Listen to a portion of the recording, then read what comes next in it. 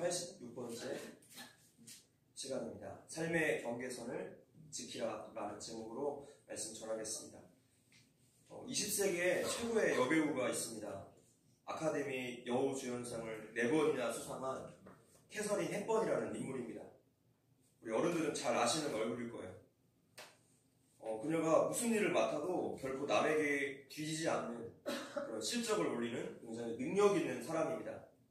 젊은 시절에는 심리학 박사였는데 영화계에 투신해서 처음에는 비극의 주인공으로 명성을 얻더니 이어서 희극 무대에서도 멋지게 성공하는 역량을 과시합니다. 무대와 영화, 희극과 비극을 모조리 휩쓴 사람으로서 남달리 개성이 강한 그녀가 나이 84세에 손수 자서전 나라는 책을 발간합니다. 이 자서전을 통해서 그녀의 마음을 확인해 볼 수 있습니다. 헵번은 나이 20세에 필라델피아의 사업가 러글로 오스던 스미스와 결혼했고 6년 뒤에 이혼을 하게 되었는데 그녀가 이 결혼 생활을 한마디로 이렇게 정의합니다. 루디는 나를 사랑했지만 나는 나 자신만을 사랑했다. 첫 결혼이 파경에 이른 다음 보기에도 고집세고 또 개성 강하고 오만하기 그지없어 보이는 그녀가 요란한 남성 편력을 시작했습니다. 이런 생활을 하던 헵번이 33살이 되던 해 1941년 그 해 여인이라는 영화에 함께 출연한 스펜서 트레이시와 운명적인 만남을 가졌고 그 이후에 그녀가 27년 동안 오직 그 사람만 사랑했노라 하면서 고백을 합니다. 헵번이 남편 트레이시를 얼마나 사랑했는지를 알 수 있는 대목이 적혀 있습니다. 우리는 그가 좋아하는 것을 먹었다. 우리는 그가 좋아하는 일을 했다.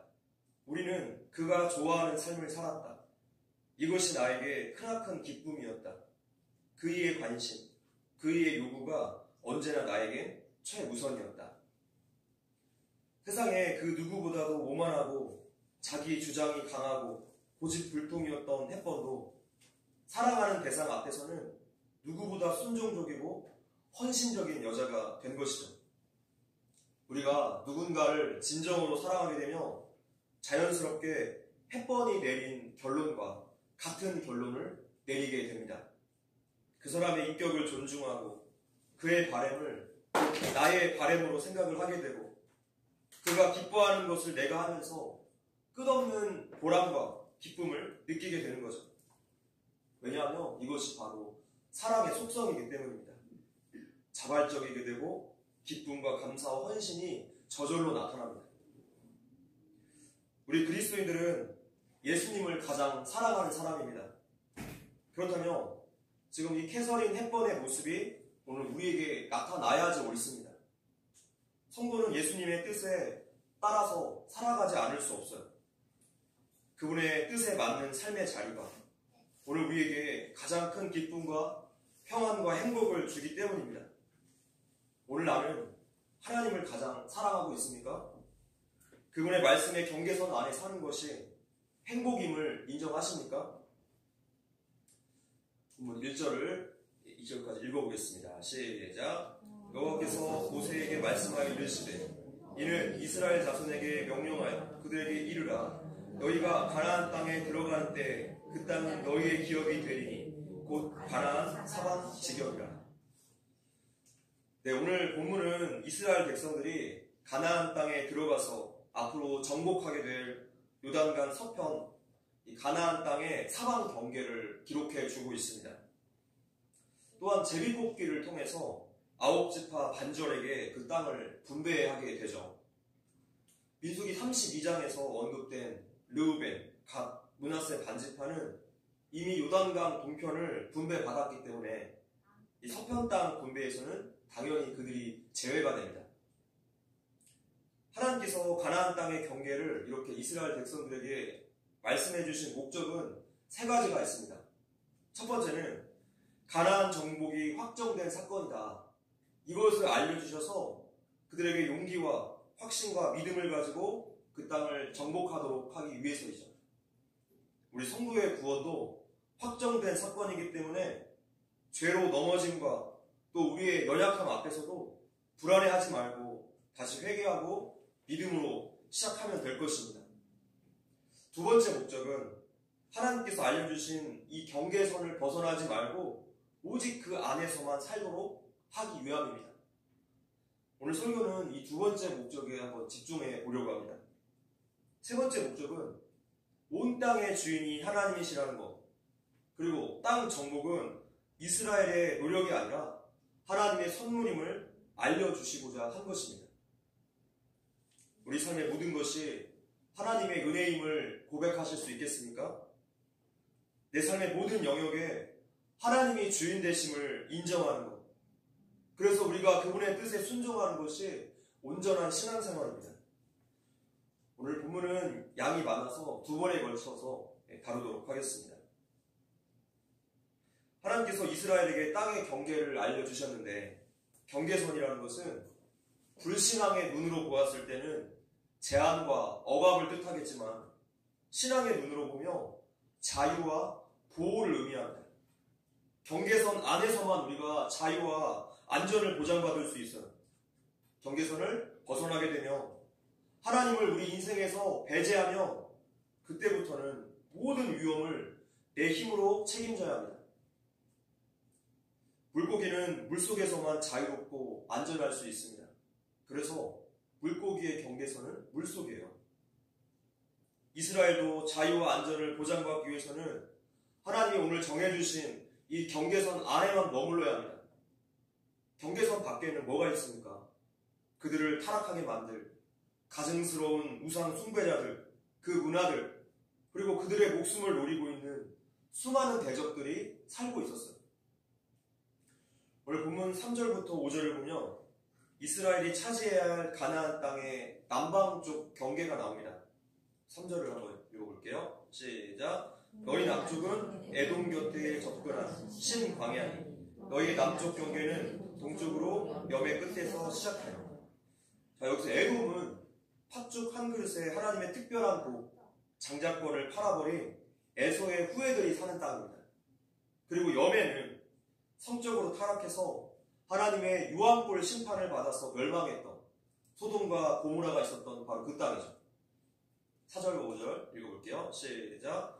돌아서 아그라빔 언덕 남쪽에 이르고 신을 지나 가데스 바네아 남쪽에 이르고 또 하살 아다를 지나 아스몬에 이르고 아스몬에서 돌아서 애굽 시내를 지나 바다까지 이르느니라.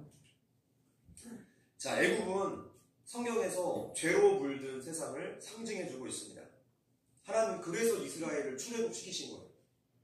하나님은 그들의 문화와 가치관과 구별되어서 이스라엘을 거룩한 백성으로 살게 하신 이 출애굽 사건을 상기하고 그 앞에 경계선을 그어주신 거죠. 성경에서 보면 정해진 경계선을 넘어갔다가 생명을 잃은 사람이 있습니다. 다윗과 솔로몬 시대에 시므이라는 사람이 있었죠. 시므이는 압살롬의 반역으로 피난길에 올랐던 다윗 왕을 저주했던 사람입니다. 이제 다윗을 이어서 왕위에 오른 솔로몬이 시므이를 죽이는 대신에 조건을 걸죠. 그의 주거지를 예루살렘으로 제안을 합니다. 그래서 그가 예루살렘 밖으로 나가지만 않는다며 그의 자유와 생명은 보장받을 수 있었어요. 그렇게 시므이가 3년 동안은 예루살렘을 떠나지 않고 잘 살았습니다. 근데 3년 뒤에 도망간 그 종을 찾기 위해서 그만 그에게 정해진 경계선을 넘고 말았습니다. 결국에 솔로몬에게 알려지게 되어서 죽임을 당하죠. 경계선을 넘은 사람이 또 있습니다. 바로 사울왕이에요. 사무엘 선지자에 의해서 사울이 왕으로 선택되었을 때 그는 힘없는 베냐민 지파의 사람이었고 아주 겸손한 사람이었습니다. 그때 사울왕의 그 마음 상태를 볼 수 있는 구절이 있습니다. 읽어볼게요. 시작. 사울이 대답하여 이르되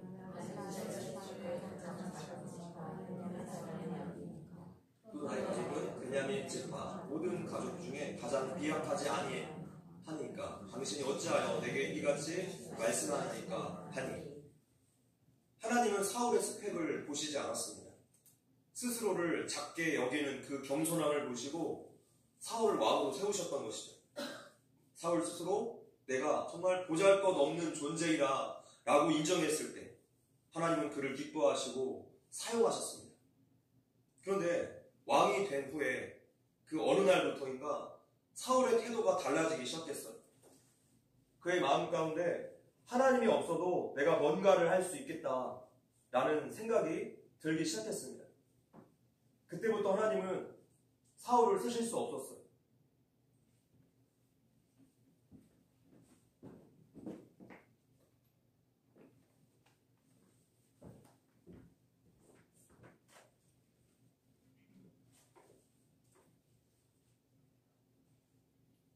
이제는 거꾸로 그가 가장 잘 나갈 때 그를 버리셨습니다.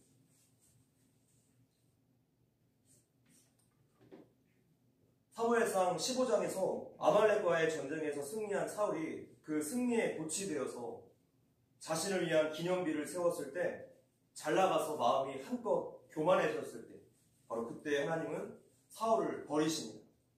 더 나아가서 하나님께서 전쟁에서 모든 것을 다 진멸하라 명령하셨는데도 좋은 전리품들을 남겨두었죠. 그리고 아말렉 왕 아각을 살려주는 그 불순종을 저질렀습니다. 사울이 하나님의 경계선을 넘어간 거예요.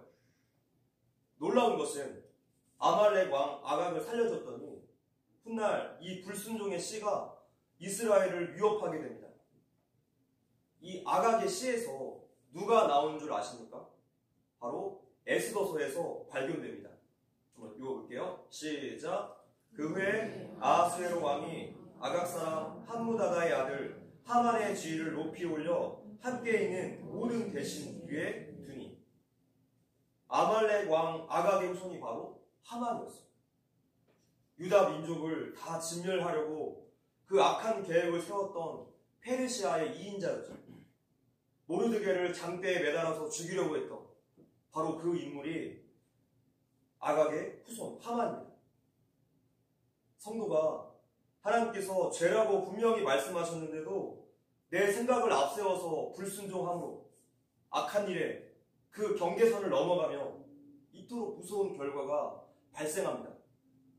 그렇게 재앙을 스스로 불러들이는 거죠.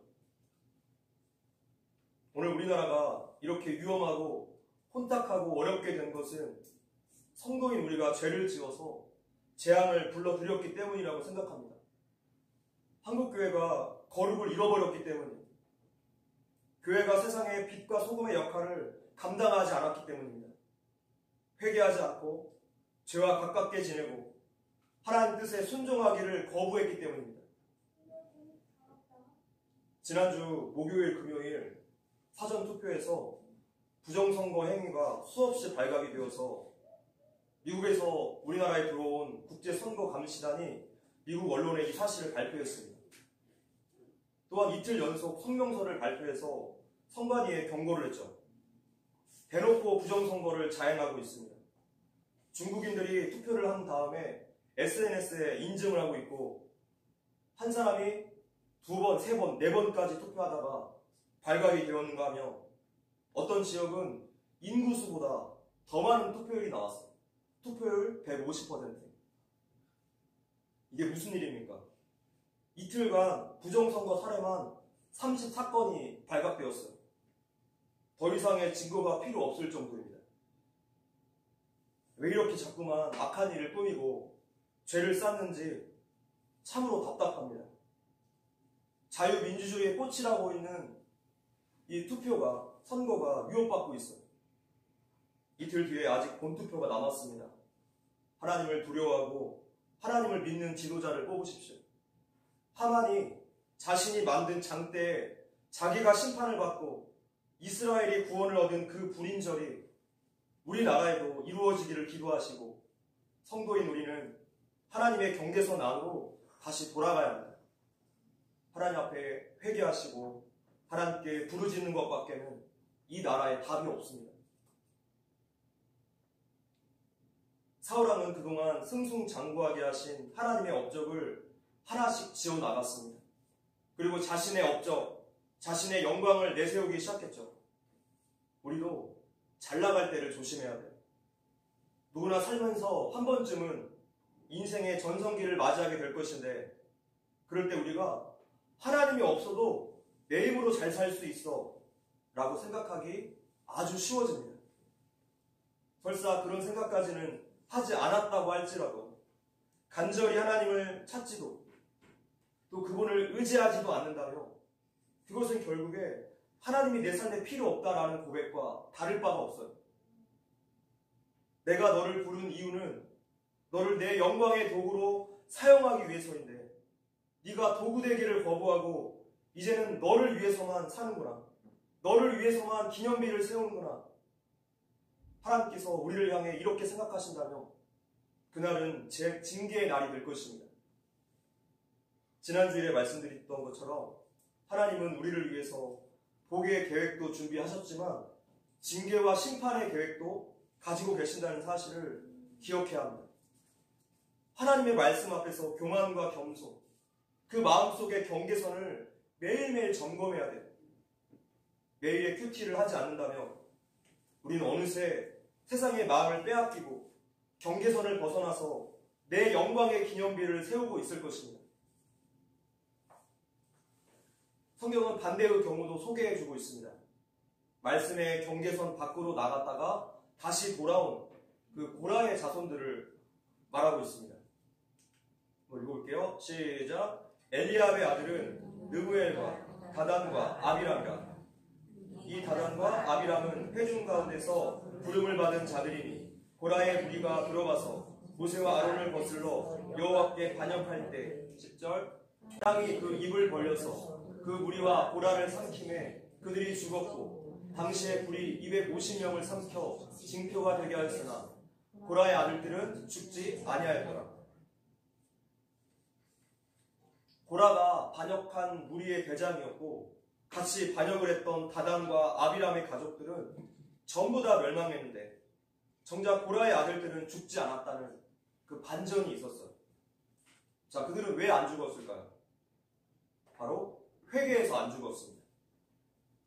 고라의 아들들은 민수기 16장에서 모세가 반역자들로부터 떨어져 나오라 라고 말했을 때 하나님께 반역한 아버지를 따라가지 않고 그 무리에서 떨어져 나옵니다. 친아버지라고 할지라도 하나님을 거역하는 일에 동참하지 않겠다는 거예요. 그래서 완전히 사라질 뻔한 그 가문의 운명을 이 아들들이 바꾸어 놓았습니다. 그때부터 그들은 계속해서 제사를 드리는 레위인의 직책을 감당하다가 다윗 왕 시대에 이르러서는 이제 성전 문지기가 됩니다. 바로 다윗 왕이 고백한 그 시편처럼 그가 그토록 부러워했던 성전의 문지기가 되었어요. 또 찬양대 전체를 총괄하는 영광스러운 직분자들이 되어서 지금도 우리가 시편을 보면 고라의 자손들이 쓴 찬송시가 굉장히 많이 기록되어 있습니다. 고라의 아들들은 하나님을 거역하는 반역의 가문으로서 역사 내내 사람들의 지탄 대상이 될 뻔했는데 그들은 회개에 합당한 열매로서 아버지가 저지른 죄의 사슬을 끊고 하나님의 경계선으로 다시 들어왔습니다. 사도 바울의 삶도 그렇지 않습니까? 교회에 가장 큰 죄를 지었던 사람이 회개하고 돌아섰더니 교회사에서 가장 크게 쓰임받은 너무나 독보적인 인물이 되었습니다. 우리도 하나님 앞에 회개하고 회개에 합당한 그 열매를 증명할 때 하나님의 큰 은혜가 임하게 될 것입니다. 할렐루야. 본문 13절, 14절 읽어보겠습니다. 시작. 모세가 이스라엘 자손에게 명령하이르되 이는 너희가 제비 뽑아 받을 땅이라 여호와께서 이것을 9지파 반쪽에게 주라고 명령하셨나니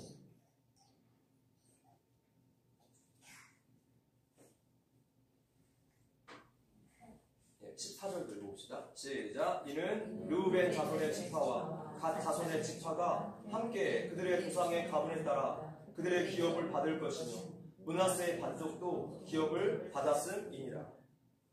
하나님은 각 지파별로 땅을 분배함으로써 모든 사람이 공정하고 평등하게 살 수 있도록 배려해 주셨습니다.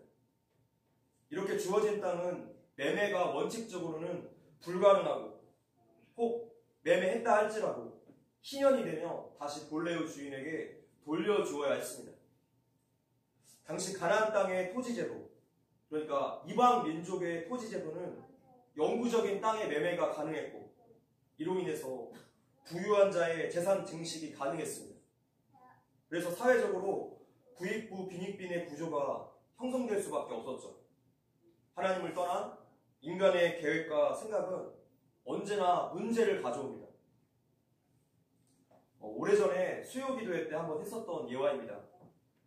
여러분, 타잔이라는 영화나 만화를 한 번쯤은 보셨을 것입니다. 타잔이 초식동물을 잡아먹는 사자를 제압하면서 약한 동물을 잡아먹으면 내가 가만히 두지 않을 거야 라고 사자에게 아주 강하게 경고합니다. 자, 그러면 육식동물인 사자들은 무엇을 먹고 살아야 합니까? 육식동물들은 고기를 먹어야죠. 맹수들은 사냥 성공률이 100%가 아니라 겨우 20%, 30% 남짓이라고 합니다. 부상의 위험도 따라요.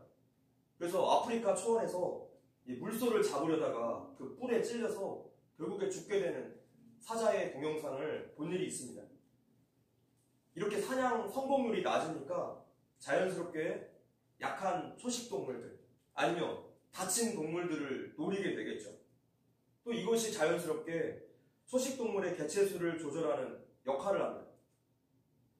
물론 맹수가 초식동물을 잡아먹는 그 장면들이 우리에게 굉장히 잔인하게 보일 수 있습니다. 그러나 사람의 눈에 그렇게 보인다고 해서 그것이 나쁘다, 도덕적으로 판단할 수 없어요.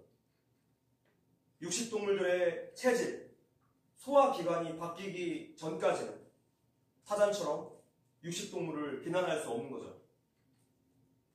타잔의 개입으로 다른 동물들을 잡아먹지 못한 포식자들은 결국에 굶어 죽게 될 것이고, 이제 초식동물들이 제 명대로 끝까지 살면서 과도하게 번식됩니다. 그러면 식물이 다 사라져요. 결국에 초식동물들이 먹을 것이 없어서 굶어 죽고 멸종하게 되죠. 스스로를 지혜롭고 정의롭게 여기는 타잔의 이 행동이 오히려 사회에 더 큰 재앙을 몰고 왔다는 거예요.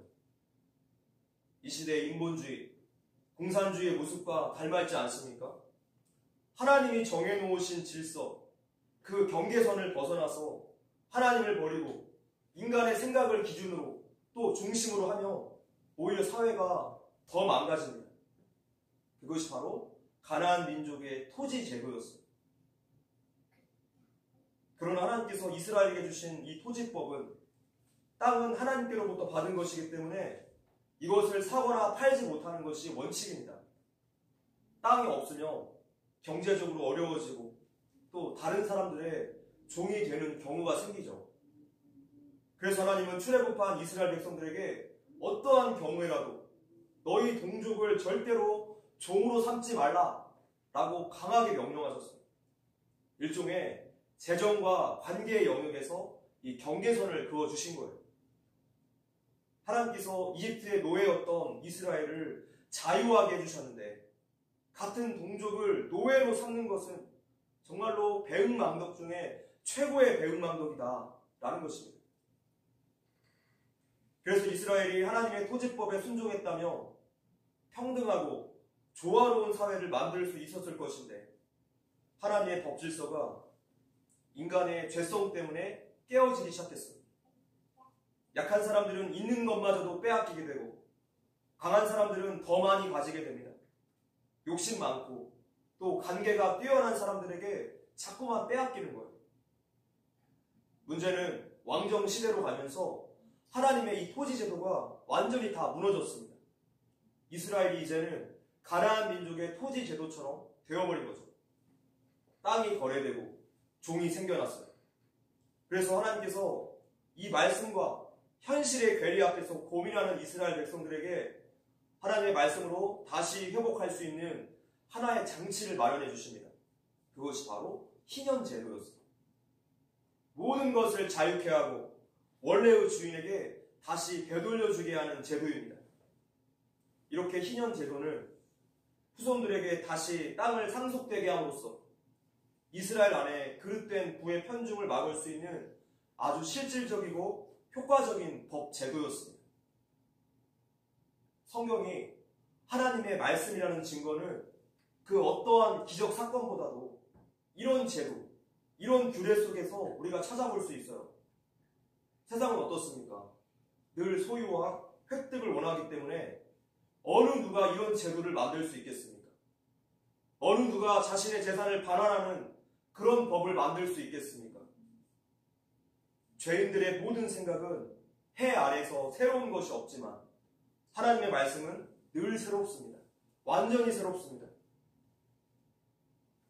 이렇게 희년 제도는 무너진 하나님의 경계선 안으로 다시 돌아가는 제도였어요.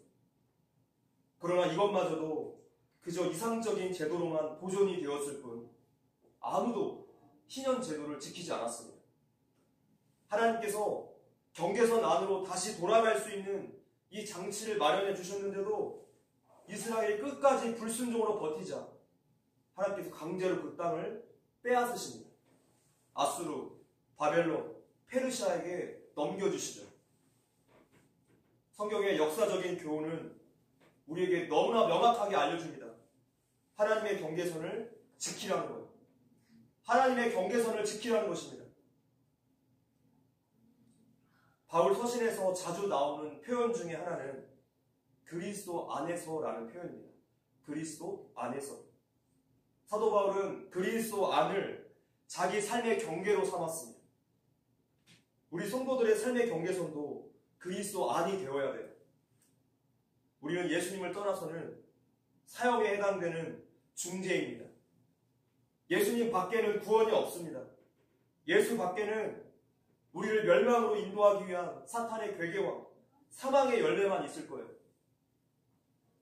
하나님을 떠나서 사람의 행복을 도모하는 모든 일은, 즉 인본주의는 인간의 삶과 사회에 더 큰 불행과 망가짐만을 가져왔다는 것을 우리는 역사 안에서 또한 오늘 대한민국 사회에서 분명히 확인하고 있습니다. 우리가 하나님의 뜻을 거스르고 그리스도인답지 못한 삶을 살게 만드는 것은 모두 다 잘못된 자리예요. 이 잘못된 자리를 피하고 하나님의 경계선 안에 머무를 때만 우리는 신앙을 지킬 수 있어요. 성도가 지금 잘못된 자리에 있으면서도 나는 신앙을 지킬 수 있어, 이렇게 생각하는 것이 곧 어리석음이고 교만입니다. 날이 서늘할 때 아담과 하와는 에덴 동산에서 하나님과 함께 건을 보냈습니다.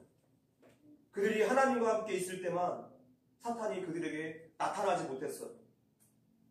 그런데 하와가 하나님의 임재에서 벗어나자 사탄이 그녀에게 슬며시 다가왔죠. 성도가 있으면 안 되는 곳에 있을 때 반드시 죄로 넘어집니다. 베드로가 예수님 곁에 가까이 있을 때 믿음이 강했는데 예수님 곁을 벗어나서 혼자 있을 때 그는 예수님을 모른다 3번이나 부인합니다. 하나님의 경계선 안에는 하나님의 보호하심이 함께 있어요. 우리가 말씀에서 벗어날 때 우리는 사탄의 손쉬운 먹잇감이 되고 맙니다. 성도 여러분, 한 가지만 기억하세요. 예수님이 절대로 가지 않으실 만한 곳은 나도 가면 안 되는 곳. 할렐루야. 더 구체적으로 이야기하자면 수요 기도회 때 말씀드렸는데 시누이 안부, 살간도, 증탕, 바로 10계명의 그 첫 글자를 따서 만든 암기법이에요. 신, 나 외 다른 신을 섬기지 말라. 우상을 새기지 말라. 하나님의 이름이죠. 하나님의 이름을 망령되게 일컫지 말라. 안식일을 거룩하게 지키라. 내 부모를 공경하라. 살인하지 말라. 간음하지 말라. 도둑질하지 말라. 거짓 증거하지 말라. 이웃의 것을 탐내지 말라. 그래서 신의 안부, 살간도, 증탕. 10계명이 오늘 우리의 안전한 테두리입니다. 하나님은 자신의 백성들을 힘들게 하고 막 괴롭히기 위해서 법을 주신 게 아닙니다. 그들을 살리고 유익하게 하려고 이 법을 주신 것이죠. 그래서 하나님의 법, 하나님의 경계선은 자녀들을 안전하고 행복하게 해주려는 목적이 있습니다. 우리는 하나님의 말씀을 구속이나 억압으로 여기지 말고 하나님께서 우리에게 복 주시는 도구로서 인정하고 감사함으로 순종해야 하겠습니다. 오늘 하나님의 복은 이 혼탁한 시대에 더욱더 우리에게 빛이 됩니다. 말씀을 읽겠습니다. 로마서 말씀인데요. 한번 합독할게요. 시작.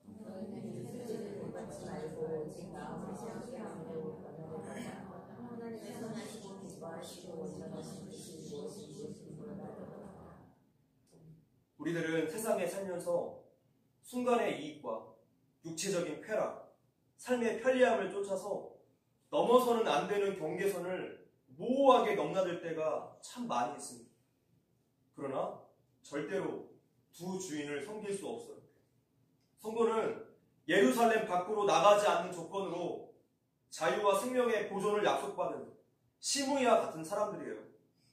우리가 그리스도를 떠나지 않으며 우리는 영원히 살게 됩니다. 이 은혜를 잊어버리고 떠나가면 그때는 재앙일 거예요. 종교개혁자 칼빈은 인생의 행복은 하나님의 사랑의 울타리 안에서 사는 것이다 라고 말했습니다. 우리를 가장 자유롭고 행복하게 해주는 곳은 주 안에서입니다. 그 경계선을 철저하게 지키십시오. 아멘.